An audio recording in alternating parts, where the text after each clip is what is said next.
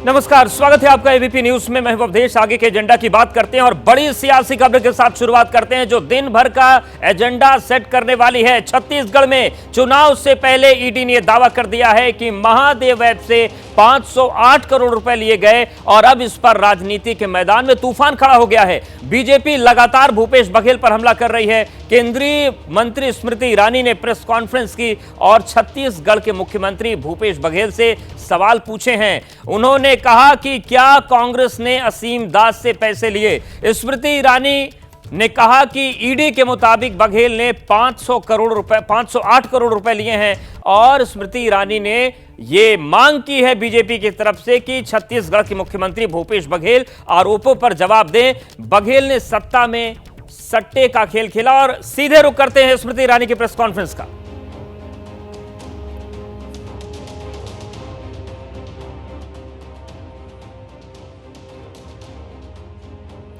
App है। मैं आपके सामने दो प्रश्न रख सकती हूं। एक, ये मामला आज कल या परसों का नहीं है। मैंने एक एफआईआर का आपके सामने उल्लेख किया जो 2022 की एफआईआर है। ऐसा क्यों है कि 2022 से जो इन्वेस्टिगेशंस चल रहे थे और तब से लेकर कल तक जो पैसे का आदान प्रदान हो रहा था, क्या पुलिस की इकाई में छत्तीसगढ़ में ऐसा कोई नहीं था जो प्रदेश के मुख्यमंत्री तक 1 साल से ज्यादा ये तथ्य नहीं ला रहा था? आप मुझे कह रहे हैं कि चंद्रभूषण वर्मा, असीम दास, सोनी, ये सारे लोग 500, 450, 65 करोड़ की बात करते हैं। पॉलिटिकल एग्जीक्यूटिव के हाथ में पैसे देने की बात कबूल करते हैं। वीडियो रिकॉर्ड्स, ऑडियो रिकॉर्ड्स और रिटन सबमिशन की बातें कही गई हैं मीडिया में भी। तो क्या मीडिया, 2 प्रदेशों की पुलिस इन्वेस्टिगेशन एजेंसीज इन सबसे बेखबर हैं भूपेश बघेल?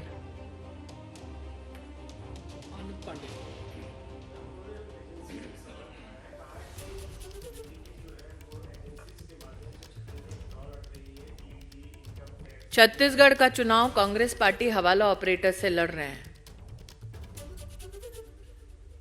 छत्तीसगढ़ पुलिस, आंध्र पुलिस, ये दोनों भारतीय जनता पार्टी के प्रशासनिक संरक्षण में नहीं चलते। तो क्या भूपेश बघेल अपनी सरकार को कटघरे में खड़ा कर रहे हैं?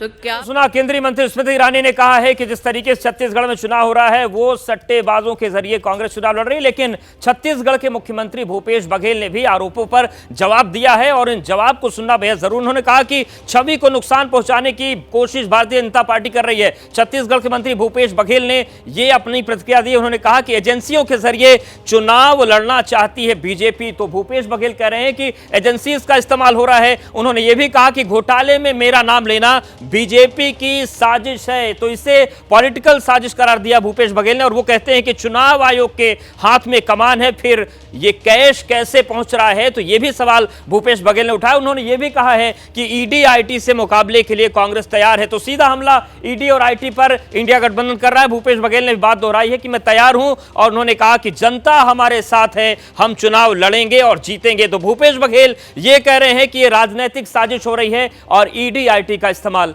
किया जा रहा है।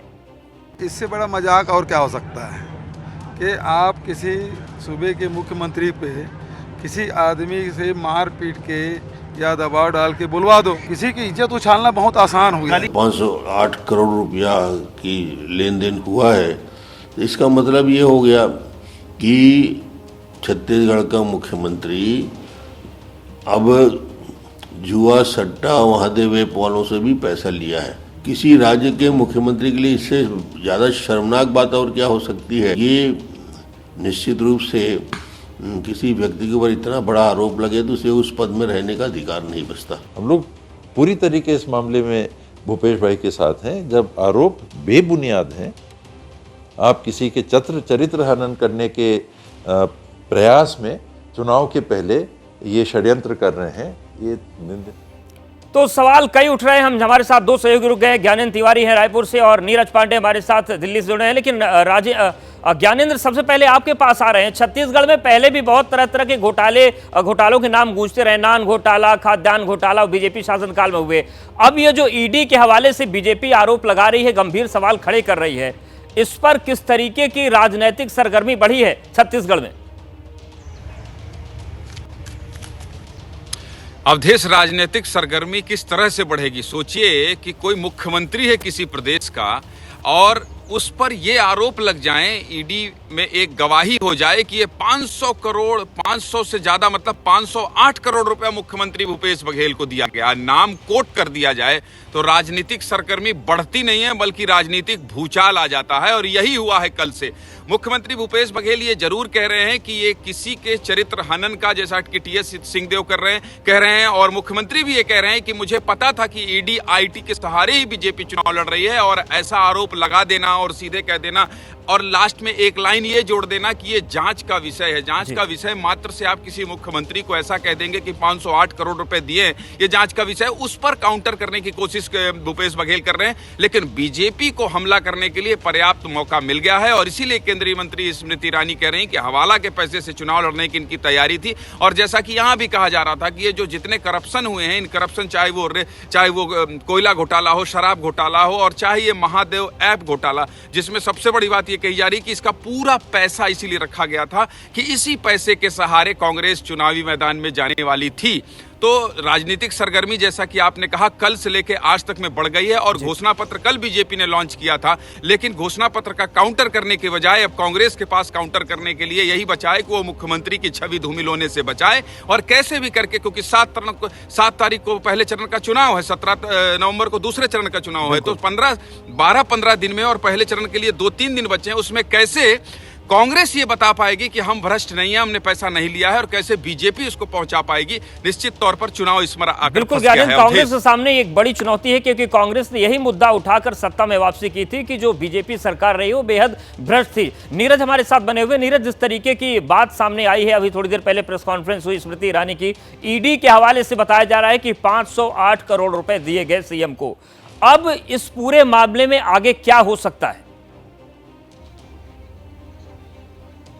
देखिए, इस पूरे मामले में भारतीय जनता पार्टी ने जिस तरह से अपना रुख अपनाया है कल से, इससे बिल्कुल साफ है कि भारतीय जनता पार्टी इस मुद्दे को बहुत हमलावर तरीके से जनता के बीच में ले जाएगी और ये कोशिश करेगी, ये नरेशन बनाने की कोशिश करेगी कि मुख्यमंत्री भ्रष्टाचार में लिप्त है और मुख्यमंत्री ऐप के पैसे से, यानी कि सट्टा के पैसे से चुनाव लड़ने की तैयारी में थे। और जैसा ज्ञानेंद्र कह रहे हैं कि ये बहुत कुछ डिपेंड करेगा कि भारतीय जनता पार्टी इसको किस तरह से जनता तक पहुँचा पाती है, क्योंकि अब ये पूरा का पूरा भारतीय जनता पार्टी का फोकस होगा कि अपनी हर रैलियों में, हर कार्यक्रम में सीधे तौर पर मुख्यमंत्री पर हमला करें, क्योंकि उनकी पार्टी यानी कांग्रेस पार्टी का जो नेतृत्व है वो भूपेश बघेल कर रहे हैं और भूपेश बघेल की छवि एक लीडर के तौर पर छत्तीसगढ़ में इस्टेब्लिश हो चुकी है। तो ऐसे में उस लीडरशिप को तोड़ना, उस लीडरशिप को डेंट करना ही भारतीय जनता पार्टी का सबसे बड़ा लक्ष्य होगा। और ये आज भाजपा को एक बड़ा हथियार भी मिल गया है कि जांच एजेंसियों ने जिस तरह से, ये भी जानना चाहते हैं कि जब ईडी के हवाले से बातें कही जा रही हैं, अभी हाल ही में इंडिया गठबंधन के सदस्य आम आदमी पार्टी, उनके जो मुख्यमंत्री अरविंद केजरीवाल, उनसे पूछताछ हुई। जब इतनी बड़ी बात सामने आ रही है तो क्या इस तरीके की जांच पूछताछ के दायरे में भूपेश बघेल भी आ सकते हैं?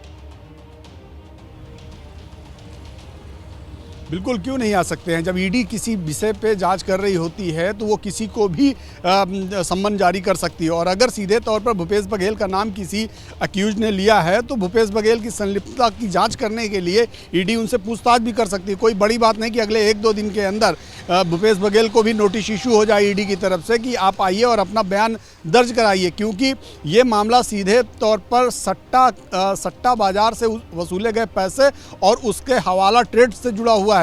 और हवाला ट्रेड में कोई भी अगर शामिल है और वो जांच के दायरे में आता है तो उसको जो है जांच का सहयोग करना पड़ेगा। और ईडी निश्चित रूप में आज नहीं तो कल भूपेश बघेल से इस मसले में पूछताछ करेगी। और मैं पहले जैसा कह रहा था कि भारतीय जनता पार्टी को इस पूरे मुद्दे पर एक बड़ा हथियार मिल गया है, एक बड़ा ब्रेक थ्रू है इस पूरे चुनाव में, और वो इस मामले को लेकर कहीं ना कहीं भूपेश बघेल को कटघरे में खड़ा करेंगे और जनता के बीच में इस मसले को लेकर जाएंगे। बिल्कुल ज्ञानेंद्र, जिस तरीके से छत्तीसगढ़ की राजनीति है उसमें एक डायरी का जिक्र बहुत ज्यादा होता था और कांग्रेस कहती थी कि उस डायरी में लिखा मिला सीएम मैम, और उसको लेकर पूरे नेतृत्व को कांग्रेस घेर लेती थी। लेकिन जब उनके खुद मुख्यमंत्री के नाम आने की बात ईडी के हवाले से आ रही है, तो क्या अब दोनों ही दलों की सामान्य स्थिति हो गई? अब कौन कितने बेहतरीन ढंग से हमला कर पाता है ये देखने वाली बात होगी, क्योंकि दाग दोनों तरफ लग गए। देखिए, ये जो आप बात कह रहे हैं अवधेश, इसमें कोई शक नहीं है कि सीएम मैडम का नाम लेकर कांग्रेस घेरती रही है। लेकिन अब रमन सिंह उस पर काउंटर क्या दे रहे हैं अवधेश? आप तो छत्तीसगढ़ की सियासत को पहले समझते रहे हैं, जानते रहे हैं। रमन सिंह ये कह रहे हैं कि चलिए ठीक है, सीएम मैडम का नाम था, 5 साल आपकी सरकार थी, कि एजेंसी आपके पास थी और WACB आपके पास भी, तो क्यों आपने मेरा घोटाला साबित नहीं कर दिया? इसका जिक्र करके रमन सिंह बचने की कोशिश कर रहे हैं कि भाई आपकी सरकार थी, आप जेल में डाल देते, नहीं कर पाए ना। लेकिन अब ये जो जांच है, देखिए, जब चुनाव सर पर हो अवधेश और 500 करोड़ रुपए का आरोप लग जाए तो ये आरोप बहुत बड़ा हो जाता है। तो इसलिए ऐसा कहना कि आप भी घोटालेबाज थे इसलिए हम भी घोटालेबाज हैं, ये तर्क जनता मुझे नहीं लगता है कि इसको स्वीकार नहीं कर पाएगी। और ये जो चुनाव के ठीक पहले 7 तारीख को अवधेश, 7 नवंबर को पहले चरण का मतदान होना है, और उससे पहले आप मुख्यमंत्री पर इतना बड़ा आरोप लगा देना, मैं ये कह रहा हूं जैसा कि आपने नीरज से पूछा कि क्या पूछताछ के लिए बुलाएगी, सबसे बड़ी बात तो कोई भी ऐसा समन अभी तक नहीं आया है, किसी एक ऐसा आरोपी पकड़ा गया, उसके बयान के आधार पर ईडी ये कह रही है और कह रही है जांच का विषय है। तो अब पूछताछ के लिए निश्चित तौर पर चुनाव के दौरान ही बुलाती है, वोटिंग के पहले बुला लेती है, या फिर मुख्यमंत्री को ये सोचने के लिए छोड़ देती है कि आप आज नहीं तो कल आएंगे, जैसा कि केजरीवाल को भी बुलाया था। तो ये तमाम मसले हैं, ये बात बाद में पता चलेगी। लेकिन चुनाव में ये 508 करोड़ का जिन जो है ये तैर गया है, और अब जिस पर चर्चा होने लगी है कि बहुत पैसा मिला है गुरु जी। बिल्कुल ज्ञानेंद्र, एक सवाल और भी है कि अगर हम जमीनी स्तर पर भूपेश बघेल की छवि की बात करें तो जनता से कनेक्शन बड़ा अच्छा है, उनको प्यार से उनको जनता काका बोलती है और बड़ी अच्छी छवि उनकी है और 5 साल में अच्छी छवि रही। क्या ये एक बहुत बड़ा डेंट है चुनाव से ऐन पहले जो आरोप लगा है? देखिए अवधेश, मैं इसे बहुत बड़ा डेंट नहीं मानता हूं। जो आपने शब्द का जिक्र किया, और मैं ये कहता हूं कि दिल्ली में स्टूडियो में बैठकर आप कका शब्द को फोकस कर रहे हैं, आपकी जानकारी को भी बहुत धन्यवाद। कि जो कका वाले फैन हैं अवधेश, जो कका ब्रांड वाले फैन हैं, उन पर कोई फर्क नहीं पड़ेगा। कका एक भाव है, तो अगर आप किसी को चाहते हैं, किसी को मानते हैं और किसी को इतने अधिकार से बोलते हैं, तो उस पर ये फर्क नहीं। बिल्कुल आएंगे ज्ञानेंद्र, आपके पास आएंगे। नीरज भी लगातार हमारे साथ बने हुए हैं। दरअसल ईडी को कई बेनामी बैंक अकाउंट्स का भी पता चला है, जिसमें 10 करोड़ रुपए की रकम जमा है, और इन अकाउंट्स और पैसे का असल मालिक कौन है, इसकी पड़ताल भी ईडी ने तेज कर दी है। सीन छत्तीसगढ़ में भिलाई के एक होटल का है। पार्किंग में कार खड़ी है और कार के ऊपर नोटों का ढेर लगा है। 500 के कुल 3 करोड़ 12 लाख रुपए हैं। सूचना ईडी को मिली और मौके पर ही सारी रकम पकड़ी गई। बताया जा रहा है कि पैसा दुबई से भेजा गया था, छत्तीसगढ़ चुनाव में इस्तेमाल होना था, लेकिन छापेमारी में सब पकड़ा गया। बीजेपी का आरोप है कि सारा पैसा सट्टेबाजी ऐप महादेव बुक का है और इसका कनेक्शन कांग्रेस से है। कि महादेव ऐप का नाम जैसे ही आता है ब्रिजमोहन जी, ये कहा जाता है इसका पैसा चुनाव में लगने वाला था। ये कहा जाता है कि इसको कि अगर ईडी कार्रवाई कर रही है तो पैसे का फ्लो रुक जाएगा। ये महादेव ऐप है क्या, और कैसे कांग्रेस इसके सहारे चुनाव लड़ना चाहती थी? ये जो महादेव ऐप है, ये कांग्रेस की और भूपेश बघेल जी की अवैध कमाई का सबसे बड़ा साधन है। आखिर ये महादेव ऐप चलाने वाले भिलाई और दुर्ग से ही क्यों हैं? और मुख्यमंत्री जी, गृह मंत्री जी, कृषि मंत्री जी, जल संसाधन मंत्री जी, ये सब दुर्ग जिले से हैं। और मेरी जानकारी में तो एक बार महादेव ऐप के जो सरगना हैं, उनको छत्तीसगढ़ पुलिस ने पकड़ भी लिया था, बाद में उनको छोड़ दिया। ईडी के मुताबिक चुनाव में एक पार्टी की मदद के लिए ये पैसा दुबई से कोरियर के जरिए आया था। भेजने वाला महादेव ऐप का प्रमोटर है। भिलाई से हुई नोटों की बरामदगी के बाद महादेव ऐप, सौरभ चंद्राकर और उसका जूस का कारोबार सुर्खियों में आ गया है। महादेव एक ऑनलाइन बैटिंग ऐप है। इसका किंगपिन दुबई में रहता है और इस ऐप ने करोड़ों का खेल दुनिया भर में चला रखा है। एक अनुमान के मुताबिक इस ऐप से रोजाना करीब 100 करोड़ रुपए का सट्टा होता है। जूस कॉर्नर सेंटर से मैं आपको ये कहानी इसलिए बता रहा हूं क्योंकि सौरभ चंद्राकर ने जूस सेंटर चलाने से ही अपने करियर की शुरुआत की थी, लेकिन जिस लड़की को वो प्यार करता था उसकी शादी में उसने उसे 90 करोड़ रुपए का हीरा दिया है। आप इस बात का अंदाजा लगा सकते हैं, सौरभ चंद्राकर ने 90 करोड़ का हीरा अपनी पत्नी को दिया है और बचपन से ही उस लड़की से वो प्यार करता था। भिलाई के जूस वाले सौरभ चंद्राकर का बैटिंग कारोबार 20,000 करोड़ रुपए से ज्यादा का बताया जाता है। सौरभ इस धंधे को फैलाने के लिए छत्तीसगढ़ के हजारों युवाओं का इस्तेमाल कर रहा है। इस महादेव सट्टा ऐप की जो पहली रिपोर्ट थी वो हिंदुस्तान टाइम्स में रितेश मिश्रा की रिपोर्ट थी और उसमें उन्होंने इस बात का जिक्र किया है कि ये 5,000 करोड़ का व्यापार शुरू हुआ था जो अब 20,000 करोड़ तक पहुंच गया है और इससे भी ज़्यादा पहुंचने की बात कही जा रही है। इसके अलावा 4 से 5,000 ऐसे लड़के हैं जिन लड़कों को सौरभ चंद्राकर न केवल छत्तीसगढ़ से लेकर गया बल्कि दुबई में उसने उन लोगों को सेटल कर दिया है और कहा यह भी जाता है कि वो लड़के भी आज 100 करोड़ के आसामी हैं। अब सवाल ये है कि क्या सट्टेबाजी का पैसा पार्टियों को चंदे के रूप में आ रहा है या लोगों को बांटने के लिए 2 नंबर में। ईडी के इस खुलासे से इन आरोपों को बल मिला है। भिलाई से मिले पैसे का कनेक्शन सत्तारूढ़ कांग्रेस पार्टी से बताया गया है, लेकिन छत्तीसगढ़ सीएम भूपेश बघेल के एक सलाहकार का नाम भी आया, लेकिन कांग्रेस इसे झूठ बता रही है। भारतीय जनता पार्टी और उनसे जुड़े लोग लगातार महादेव ऐप के मामले में पकड़े जा रहे हैं और इसी कड़ी में जब कल रात ईडी ने दबिश दी भिलाई में, तो बाप्पा नाम के व्यक्ति के घर में दबिश दी गई जो भारतीय जनता पार्टी के खुर्सी पार का पार्षद पीयूष मिश्रा है, उसका रोज का सहयोगी है और ये लोग कहीं ना कहीं प्रेम प्रकाश पांडे जो पूर्व मंत्री हैं उनके लिए फंडिंग का अरेंजमेंट करते हुए महादेव ऐप से जुड़े लोगों के माध्यम से पैसों की उगाही कर रहे थे। मसला बड़े आर्थिक अपराध से जुड़ा है। चुनाव के चलते इसमें सियासी रंग चढ़ना लाजमी है। बड़ी खबर का रुख करते हैं। नेपाल में भूकंप में मृतकों की संख्या लगातार बढ़ रही है और 129 अब ये आंकड़ा पहुंच चुका है। 129 लोगों की भूकंप से मौत हुई है। 6 से ज्यादा रिक्टर पर तीव्रता थी और इस भूकंप में मरने वालों की संख्या लगातार बढ़ रही है। बड़ी खबर आ रही है, उसका रुख करते हैं। पाकिस्तान के एयरबेस में बड़ा आतंकी हमला हुआ है। दरअसल ये एयरबेस है मियांवाली, जहां पर 6 आतंकियों ने हमला किया था। हालांकि 3 को शुरुआत में ही मार गिराया गया था और तहरीके जिहाद ने इस हमले की जिम्मेदारी ली है। मियांवाली एयरबेस को भारी नुकसान पहुंचा है और यहां पर 3 जो लड़ाकू विमान है वो भी नष्ट हुए हैं। और ये देखिए ऑपरेशन की तस्वीर हम आपको दिखा रहे हैं। देर रात सेना की वर्दी में 6 आतंकी यहां घुस रहे थे।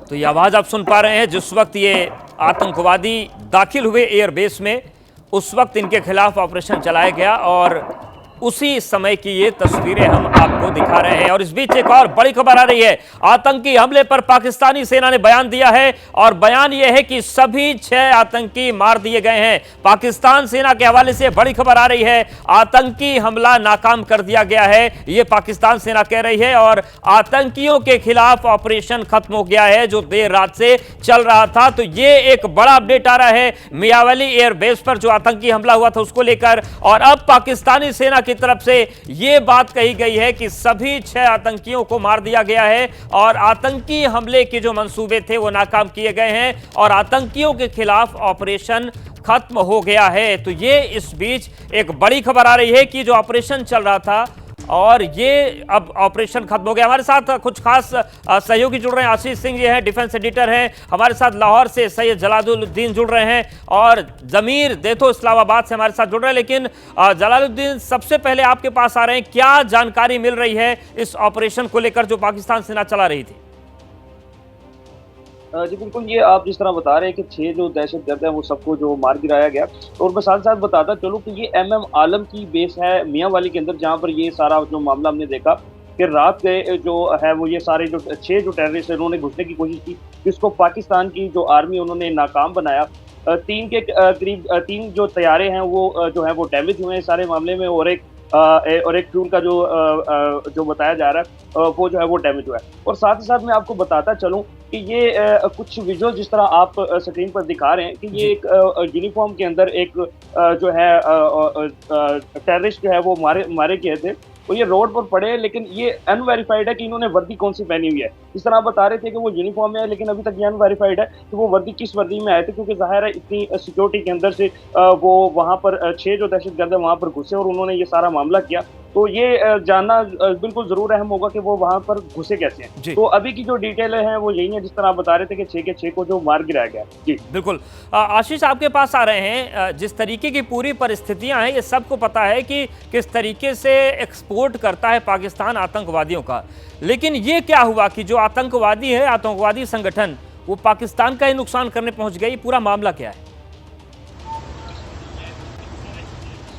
देखिए, हिलेरी क्लिंटन ने एक बात कही थी देश की, अगर आप सांप पालेंगे तो इस उम्मीद में केवल नहीं रहिएगा और इस सपने में देखिएगा कि केवल वह सांप आपको पड़ोसी को ही काटेंगे। वो अगर आपके बैकयार्ड में है और आप पाल रहे हैं तो जाहिर सी बात है वो आपको भी काट सकते हैं। और इसीलिए तहरीके TJP, तहरीके जिहाद पाकिस्तान एक टेरर ऑर्गेनाइजेशन है जिसने इसका जिम्मा लिया है। लेकिन सबसे महत्वपूर्ण बात यह है कि देखिए, टेरर ऑर्गेनाइजेशन हो, कोशिश कर रहा हो या फिर किसी और तरह का ऑपरेशन हो, लेकिन पाकिस्तानी एयरफोर्स के बेस में घुस जाना, वो भी कुछ तार काट के और फिर सीढ़ी लगा के घुस जाना और एयरक्राफ्ट तक पहुंच जाना। देखिए, अब कोई भी एयरफोर्स बेस होता है वो बहुत बड़ा एयरफोर्स बेस होता है, वो कई किलोमीटर्स में फैला हुआ एयरफोर्स बेस होता है, चाहे वो पाकिस्तानी एयरफोर्स का हो या फिर इंडियन एयरफोर्स का या किसी भी और एयरफोर्स का।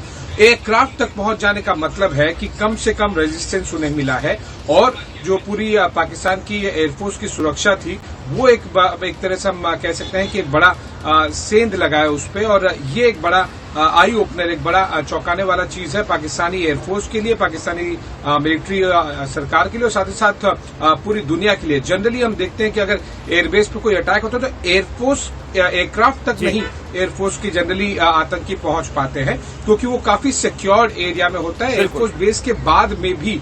लेकिन यहाँ पर पाकिस्तानी जो TJP, तहरीके जिहाद पाकिस्तान ने ये जिम्मा लिया है, ये साफ साफ दर्शा रहा है कि पाकिस्तान की तरफ से भी बहुत ज्यादा फ्रंट खुले हुए हैं आतंकी ग्रुप को लेकर। बिल्कुल, और ये एक बड़ा सवाल है। और इन सब बीच रुक करते अपनी सहयोगी पूजा सचदेवा का न्यूज रूम से हमारे साथ बनी। पूजा, जो भी बेस होते हैं मिलिट्री के, चाहे एयरफोर्स का हो, थल सेना का, वो बड़ा महत्वपूर्ण होता है क्योंकि वो स्ट्रेटेजिक पॉइंट ऑफ व्यू से बड़ा महत्वपूर्ण होता है।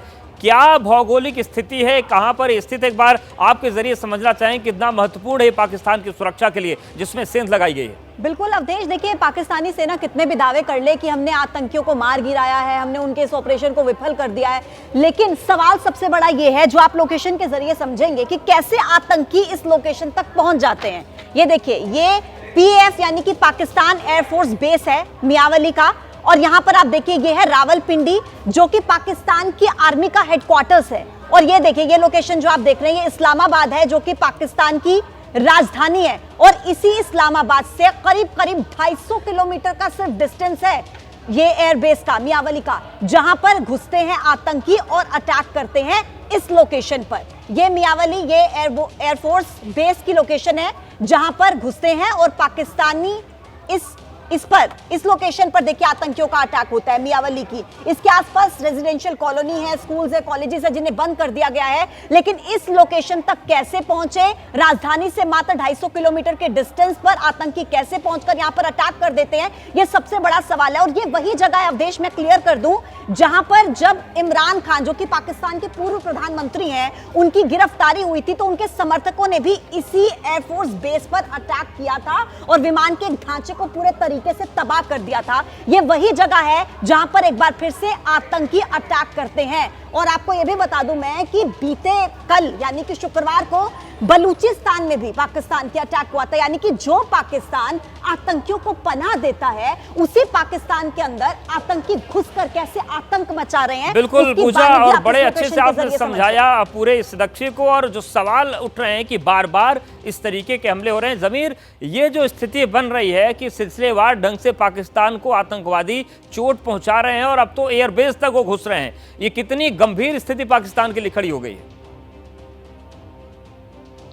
जी बिल्कुल, यकीनी तौर पे ये इंतहाई अफसोसनाक सूरत हाल है, क्योंकि इस तरह आर्मी के एयर बेसिस पे हमले हो रहे हैं और उसके साथ साथ जो आर्मी की गाड़ियाँ होती हैं उन पे भी हमले होते हैं, मुख्तलिफ चेक पोस्टें हैं वहाँ पर हमले होते हैं, ना सिर्फ आर्मी बल्कि पुलिस समेत दीगर जो फोर्सेज हैं उन पे हमले होते हैं और ये आए रोज़ की बात है। लेकिन बुनियादी तौर पर इसमें जो सवाल आ रहा है वो यही आ रहा है कि जिस तरह से पाकिस्तान में इससे पहले हमने देखा था कि अफगान तालिबान और दीगर ग्रुप्स पाकिस्तान में आए थे, फिर पनाह गुज़ीनों की शक्ल में या दीगर शक्लों में वो जो पाकिस्तान आए थे और पाकिस्तान में वो रहते रहे थे, तो उन्होंने पाकिस्तान के मुख्तलिफ मकामात पे अपने बेसिस बना दिए हैं। अब यकीनी तौर पे इन बेसिस के खिलाफ पाकिस्तान आर्मी एक अरसे से ऑपरेशंस तो कर रहा है, लेकिन कहीं ना कहीं उनके हमदर्द या उनकी जो सोच रखने वाले लोग हैं वो मौजूद हैं। यही वजह है कि पाकिस्तान आर्मी को बहुत ज़्यादा रेजिस्टेंस फील करनी पड़ी, क्योंकि जैसे उनके खिलाफ ऑपरेशंस होते हैं तो वहाँ के जो मुख्तलिफ ग्रुप्स हैं वो उनको पनाह देते हैं या उनको सपोर्ट करते हैं। ताहम जब इस तरह का कोई अटैक होता है तो फिर इस तरह जैसे आज एक छोटी सी ऑर्गेनाइजेशन है